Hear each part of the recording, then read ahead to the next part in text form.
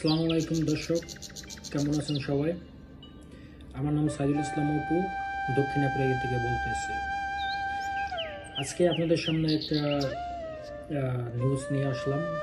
নিউজটা হলো আজকে দক্ষিণ আফ্রিকায় গতকাল রাত্রে একটি মর্মান্তিক দুর্ঘটনা ঘটেছে এক প্রবাসী বাংলাদেশি ভাইয়ের সাথে। তার বাসা হলো দক্ষিণ ফেনীতে। তার নাম হলো ইউসুফ। এখানে দক্ষিণ আফ্রিকা সাউথ বাংলা একটি পেজ আছে, এখানে নিত্য নতুন সব আপডেট এখানে দেওয়া হয়। তো আজকে সকালবেলা আর কি নিউজটা আর কি দেখলাম, তার জন্য ভাবলাম একটা ভিডিও বানাই আপনাদের উদ্দেশ্যে। যারা দক্ষিণ আফ্রিকা আসতে চাইতেছেন এবং ফিউচারে আসবেন, তাদের বিষয়ে একটা কিছু ধারণা দেই। তো এখানে সাউথ বাংলা থেকে একটা নিউজ করছে। নিউজটা হলো দক্ষিণ আফ্রিকার ভেলকম এলাকার ফেনী জেলার মোহাম্মদ ইউনুস এর দোকানে গতকাল বুধবার 27 আগস্ট 2025 রাতে দুর্বৃত্তরা পেট্রোল বোমা নিক্ষেপ করে তাকে হত্যার চেষ্টা। তার এই ভিডিওটা ছোট একটা ক্লিপ আমি আমার ভিডিওতে দিয়ে দেব, সবাই দেখবেন, ঠিক আছে? আর সে এখন প্রাথমিক চিকিৎসার পরে হসপিটালে ভর্তি আছে। ইভেন তার সাহায্য দরকার, সকল প্রবাসীর কাছে সে সাহায্য চেয়েছেন। ইভেন দক্ষিণ আফ্রিকা বাংলাদেশ দূতাবাস থেকেও সাহায্য চেয়েছেন। আসলে ভাই দেখেন, দক্ষিণ আফ্রিকা আসবেন, দক্ষিণ আফ্রিকা এরকম ঘটনা সবসময় হয়। এখানে দেখা গেছে যে প্রত্যেকটা বাঙালি আর এক বাঙালির পিছনে সবসময় লেগে থাকে, যে কোনো বিষয়ে। দেখা গেছে ব্যবসা সব কিছু এরকম হয় আর কি, ব্যবসায়িক কারণে। দেখা গেছে যে আপনার একটা দোকান আছে, আপনি অনেক ভালো করতেছেন, হয়তো বা সেই দোকানটা তার এই এলাকায়, বা আপনি এক সাইডে আছেন, সে আর এক সাইডে আছে, ঠিক আছে? ধরেন 2 কিলোমিটার 3 কিলোমিটার পথ ডিস্টেন্স, তারপরও সেটাও তাদের সমস্যা হয়ে দাঁড়ায়, ঠিক আছে? দেখা গেছে এই ব্যবসায়িক কারণে ইস্যু ধরে আজকে তার দোকানে পেট্রোল বোমা মারছে।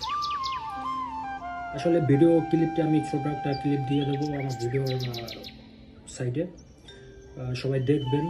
আর দক্ষিণ আফ্রিকা আসতে হলে কিছুটা যাচাই বাছাই করে তারপর আসার চেষ্টা করবেন, কারণ দক্ষিণ আফ্রিকা প্রত্যেকটা বাঙালির সাথে শত্রু, সবসময় লেগে থাকে কীভাবে তাকে হেনস্থা করা যায়। আর দক্ষিণ আফ্রিকা ডাকাতির বিষয়টা অনেক সবসময় ঘটে থাকে, এরকম কিছু ঘটনা। তো দেখা গেছে সবাই আসতে চাইলে সাবধানে আসবেন, সব কিছু যাচাই বাছাই করে টেরে তারপর আসাটাই বেটার। আমি একজন দক্ষিণ আফ্রিকা প্রবাসী, আমি দক্ষিণ আফ্রিকা থাকি বিগত 6 বছর যাবৎ। এই 6 বছরের অভিজ্ঞতা, আমি যা শিখেছি সব কিছুই আপনাদের সাথে শেয়ার করবো সবসময়। আর সবাই আমার চ্যানেলটা সাবস্ক্রাইব করে রাখবেন নিত্য নতুন ভিডিও দেখার জন্য। নোটিফিকেশন আসলে আপনারা একটা লাইক শেয়ার করলে হয়তো হয় কি, দেখা গেছে আমাদের ভিডিও বানানোর ইন্টারেস্টটা আর একটু বাড়ে, যে আমার ভিডিও আর একটু ভালোভাবে আপনাদের দেখার জন্য আমি ছোট্ট একটা ক্লিপ দিয়ে দেবো আমার ভিডিওতে, আপনারা সবাই দেখবেন। আমরা আমাদের দক্ষিণ আফ্রিকার সকল প্রবাসীর জন্য দোয়া করবেন, যাতে আমরা সহিসালামতে মতো থাকতে পারি। দক্ষিণ আফ্রিকা আসতে হলে সব কিছু যাচাই বাছাই করে আসুন। হ্যাঁ, এখন দক্ষিণ আফ্রিকায় দেখা গেছে কাগজ করতে অনেক অসুবিধা হচ্ছে, এই জিনিসটাও মাথায় রাখবেন। কারণ আগে অনেকটা ভালো ছিল, যখন আমি আসছি 2018 সালে, তখন কিছুটা এরকম ছিল না, অনেকটাই শান্ত ছিল দক্ষিণ আফ্রিকা। এখন দক্ষিণ আফ্রিকার রাজনৈতিক বিষয়টা আর কি চেঞ্জ হওয়ার পরে নতুন গভর্নমেন্ট আসছে 2024 সালে। তো সে এসে এখানে যৌথ গভর্নমেন্ট আসছে। তো দেখা গেছে যে তারা নিজেরা মানে অনেক কিছু আইন কানুন চেঞ্জ করছে, এরা ইউরোপ কান্ট্রির মতন আইন কানুন করছে। দেখা গেছে এখন কাগজ ছাড়া, স্পেশালি অ্যাসাইলামটা বেস্ট। এটা এটা মাস্ট বি দরকার। অ্যাসাইলামের কোনো বিকল্পী কোনো নাই, কোনো পদ্ধতি নাই। আপনার কাছে ধরেন দক্ষিণ আফ্রিকা আপনার পারমিট আছে, এখানে অনেক ধরনের পারমিট বানানো যায়, কিন্তু সবচাইতে অ্যাভেলেবেল যে পারমিটটা সেটা হলো যে লাইফ পার্টনার পারমিট। আপনার এই দেশে বিয়ে করতে হবে, বা বিয়ে মানে কন্ট্যাক্ট ম্যারেজ করে তারপর আপনি কাগজের জন্য অ্যাপ্লাই করবেন, ধরেন অ্যাজ এ গার্লফ্রেন্ড বয়ফ্রেন্ড। ঠিক আছে, এইটা আপনার ইসে থেকে একটা সার্টিফিকেট উঠাইতে হইবে, গভর্নমেন্ট থেকে একটা পাস আনতে হবে। ঠিক আছে, এটা সম্পূর্ণ এখানে কিছু এজেন্ট আছে, তারা করে থাকে এইসব বিষয়গুলো, সেটা সমস্যা না। তখন যখন আসবেন দক্ষিণ আফ্রিকা আসলে তখন আপনিও শিখে যাবেন যে কিভাবে কাগজগুলো করতে হয়, কাদের মাধ্যমে করতে হয়। ঠিক আছে, আর দক্ষিণ আফ্রিকা আপনি অ্যাসাইলাম বানাইবেন, অ্যাসাইলাম 6 মাস 1 বছর এরকম ম্যাথ থাকে 6 মাস অ্যাসাইলামের ক্ষেত্রে।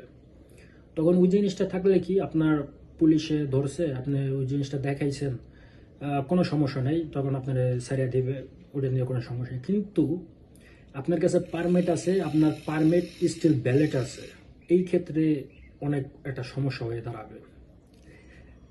ঠিক আছে, তখন ওই আপনি ধরেন আপনার পারমিটটা দেখাইলেন একটা পুলিশ অফিসারকে, সে বলবে ভাইয়া sorry can you call your wife, কারণ ওই যে আপনার যে গার্লফ্রেন্ডের যে আইডি কার্ড, যেটা সাউথ আফ্রিকার লোকাল মেয়ের ভোটার আইডি কার্ডের যে নাম্বারটা, ওইটা আপনার পারমিটের উপর থাকবে।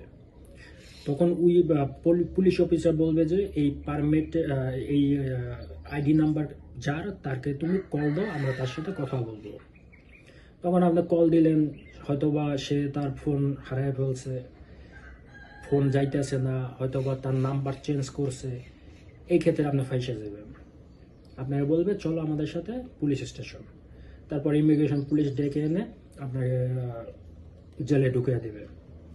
দেখা গেছে আপনি ওখানে আছেন, তখন আবার এই বিষয়ে আরেকটা আমি ভিডিও বানাবো কাগজের ক্ষেত্রে, সবাই দেখবেন। আমার এই চ্যানেলটা সাবস্ক্রাইব করবেন, লাইক শেয়ার কমেন্ট সব কিছুই করেন। আপনাদের সাপোর্ট সব কিছুই ইজি করে দেয়। এই সবাই ভালো থাকবেন, দোয়া রাখবেন সকল প্রবাসীদের জন্য। আসসালামু আলাইকুম।